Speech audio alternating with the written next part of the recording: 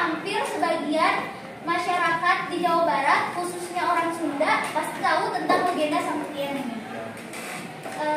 Karena kalian adalah orang asli Jawa Barat, aku pengen tahu menurut kalian gimana sih cerita atau legenda tentang Sangkuriang ini. Coba dong jelasin.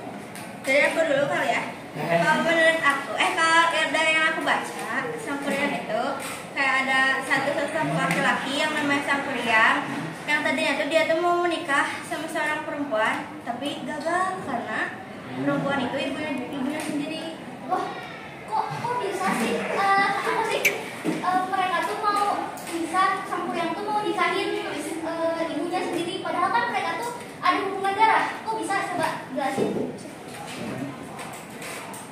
Awal mulanya gimana gitu? Awal Ya. mulanya jadi lupa. Jadi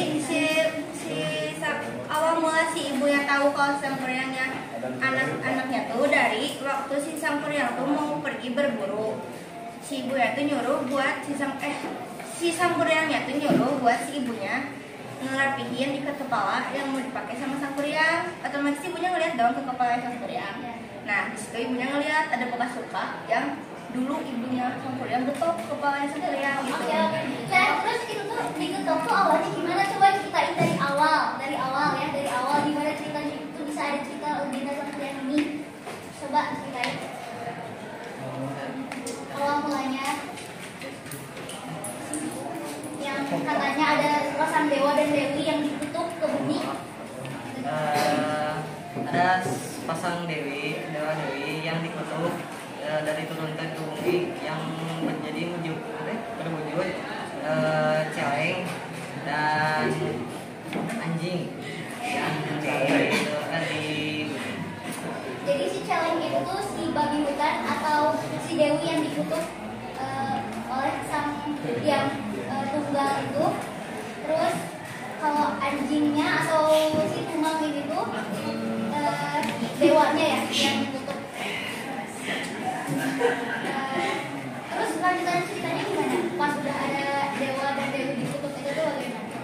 Lanjutan ceritanya, ini kan ada raja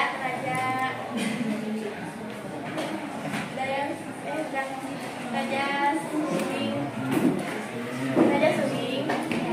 dia tuh pergi ke hutan, mau berburu kan, terus dia tuh pipis nyampe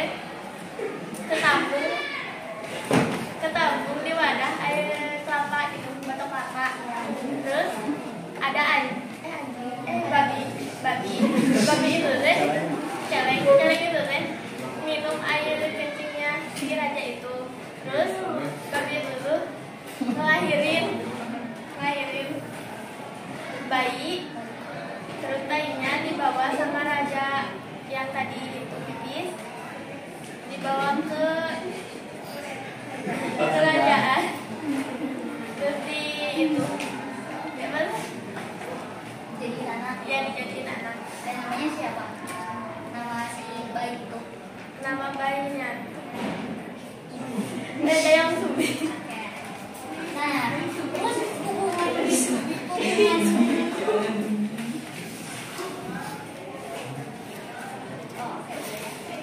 ternyata emang ada hubungan antara dewa dan dewi dan raja Sungging Perbangkara itu ya. Jadi si raja Perbangkara itu tuh pipis, terus ditampung sama batok kelapa, terus diminum sama celeng, terus si celengnya hamil anaknya Dayang Sumi.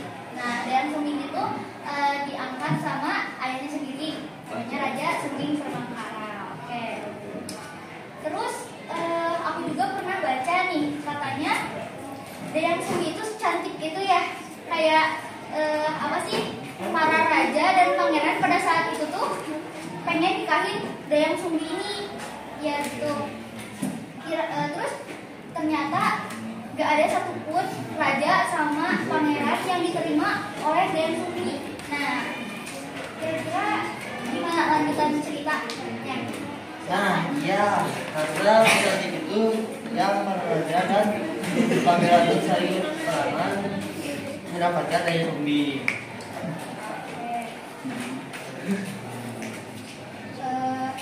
Terus abis kayak gitu kayak gimana lanjutan ceritanya? Yang kan banyak para raja dan pangeran yang ini ya, yang pengen nikahi Dayang Sumbi, tapi Dayang Sumbi itu gak ada terima satupun raja atau pangeran itu. Nah terus raja sama pangeran itu tuh malah jadi berantem kan, malah jadi perang satu sama lain karena pengen dapetin Dayang Sumbi ini, karena Dayang Sumbi itu cantik gitu ya. Nah terus terus abis kayak gitu kayak gimana? Kayak kan sampai berperang gitu ya? Apa Dayang Sumbi gak risih atau takut gitu, gimana lanjutan ceritanya? Abis dari perang kayak gitu.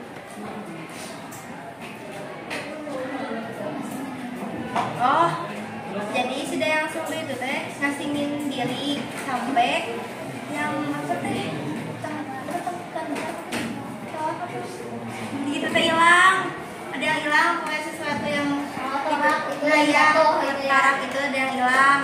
Terus kan gara-gara si Dayang Sumbi teh males buat nyarinya, dia teh tiba-tiba ngeluarin kata-kata kalau ada yang nemuin si orang itu tuh, kalau ada laki-laki yang nemuin orang itu bakal dijadiin suaminya, tapi kalau yang nemuinnya itu perempuan bakalan dia jadiin saudarinya. Terus habis kayak gitu ada gak yang ngambilin torak itu? Ada. Terus gimana ceritanya? Datang ada Memang ya. terus ada yang Jadi si Tumang tuh yang ngambil toraknya Dayang Sumbi. Terus abis ngambil toraknya apa sih, si Tumangnya dijadikan suaminya kah? Atau bagaimana? Iya. Terus gimana? tidak yang nyaku bilang dulu kan ke raja mau nikah sama ibu Sulaiman. Terus itu si raja sama Dayang ini itu berantem. Terus Dayang Sumbi diusir sama raja. Ya diusir, terus Dayang Sumbi pergi ke sekolah. Dia ke hutan. Dayang Sumbi nikah sama yang Oke. Nah, terus abis kayak gitu bagaimana lanjutan ceritanya? Abis nikah sama Dayang Sumbi, apakah melahirkan anak atau bagaimana? Abis nikah sama si Tumang, apakah mereka punya anak atau gimana? Ya. Siapa? Oh, Satria. Ya, Satria. Terus kayak gimana lanjutan ceritanya? Apa mau dengar?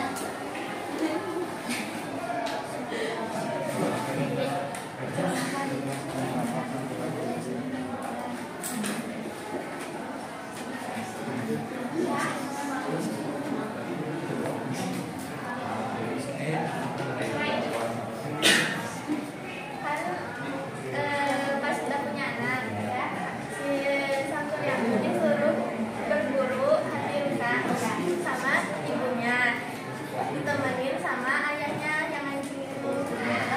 Tapi sebelumnya si Sampuryang ini belum tahu kan kalau si Tumang itu tuh anak ayahnya dulu.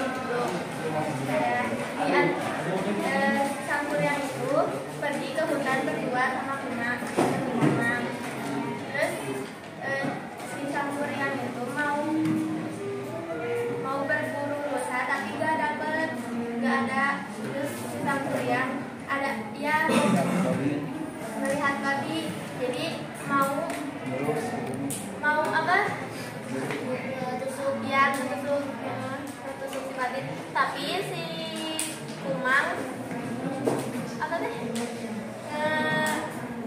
Dengan itu ya itu ya. Terus ngegagalin buat tusuk si yang babi itu ya, karena si Kumang tahu yang babi itu tuh ternyata ya Dewi. Terus karena karena si Sangkuriang kesel sama si Kuman, terus si Sangkuriang tuh ngebunuh si Kuman sampai mati. Oke.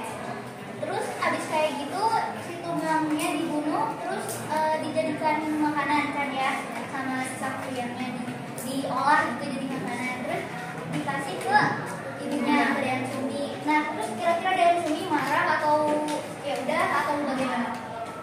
Ya marah.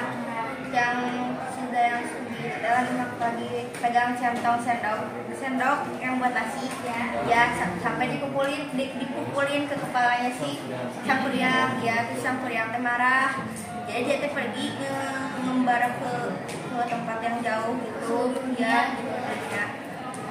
Terus pas udah gitu si Sangkuriangnya tuh udah ngerasa cukup buat ngembara, dia tuh pulang ke tanah airnya.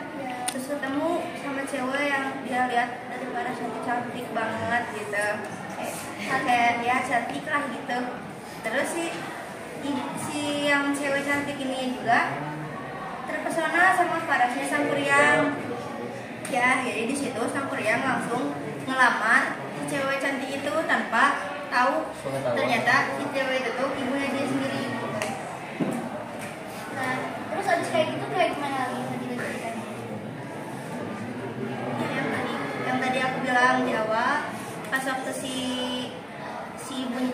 Sangkuriangnya mau pergi berburu, dia kan nyuruh si cewek cantik itu buat masangin ikat kepala ke kepalanya.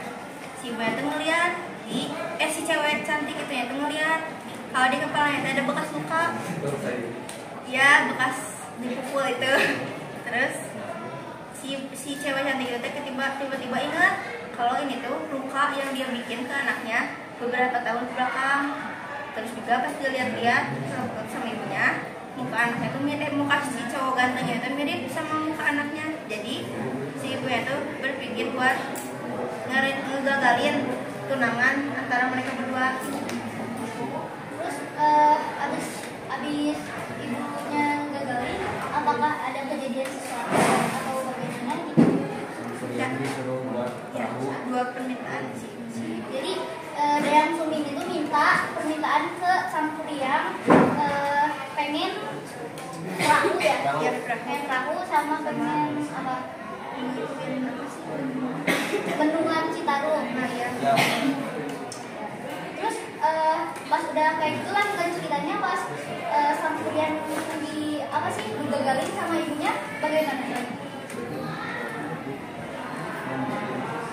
Jadi si Sangkuriang itu nyoba dulu buat memenuhin dua permintaan si ceweknya itu dengan cara dibantu sama makhluk gaibnya si Sangkuriang. Nah si Dayang Sumbi juga sambil mantau tapi diam-diam gitu mantaunya.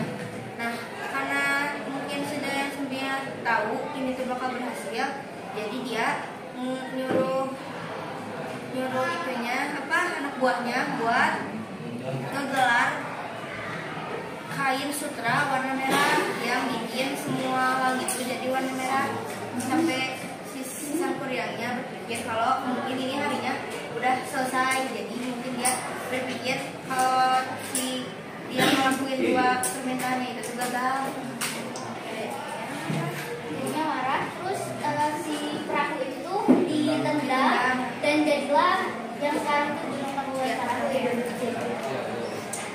Terus abis kayak gitu kayaknya selesai aja Ya mungkin yang kita tahu cuma. Terus juga ternyata di hikayat Sangkuriang ini tuh ada nilai-nilai moralnya ya guys. Ada nilai-nilai hikayat di dalam hikayat Sangkuriang ini. Yang pertama ada nilai pendidikan. Oke. Terlihat dari bagaimana cara seorang ibu mendidik anaknya agar tidak melanggar norma sosial yang berlaku dalam kehidupan sehari-hari. Nilai ini terlihat dalam peristiwa ketika Sangkuriang hendak menikahi ibunya sendiri. Nah, terus ibunya ini tuh menolak ajakan Sangkuriang untuk Sangkuriang menikahi Dayang Sumbi, dan Dayang Sumbinya itu menolak untuk dinikahi karena dia tahu bahwa Sangkuriang itu anaknya sendiri. Yang kedua ada nilai moral, terlihat pada sikap Dayang Sumbi yang teguh atau konsisten dalam menepati janji yang telah diucapnya, yaitu bersedia menikah dengan si tumang dengan siapapun yang mengambil torak yang jatuh pada saat dia sedang asik bersantai gitu ya. Dan ternyata yang mengambilnya itu adalah seorang anjing. Dari sini dapat dipetik sebuah pelajaran bahwa betapapun pahit akibat yang akan ditanggungnya, seorang harus teguh menepati janjinya. Yang ketiga ada nilai agama. Terlihat pada usaha Dayang Sumbi untuk menggagalkan keinginan sang Kuryang untuk menikahinya. Hal ini dikarenakan agama melarang seorang anak untuk menikahi dengan ibunya sendiri, apalagi ini adalah ibu kandungnya ya. Dan beberapa orang menganggap bahwa Dayang Sumbi ini bagus ya. Terus yang keempat ada nilai sosial, bahwa di kalangan masyarakat Sunda atau Jawa Barat, percintaan atau pernikahan antara ibu dengan anak merupakan perbuatan yang dilarang atau haram ya. Sebab jika hal itu terjadi, maka nilai-nilai sosial yang ada dalam masyarakat akan hancur. Yang kelima atau yang terakhir adalah nilai budaya. Terlihat pada bahasa dan penggambaran pakaian yang digunakan, yaitu masih menggunakan bahasa dan pakaian daerah yang artinya masih menjunjung tinggi nilai budaya dalam daerah tersebut. Oke, jadi cukup sekian acara podcast kita di Ngobrol Santuy bersama saya, Azizah Salisa. Sekian, terima kasih sudah menonton. Wassalamualaikum warahmatullahi wabarakatuh. Dadah.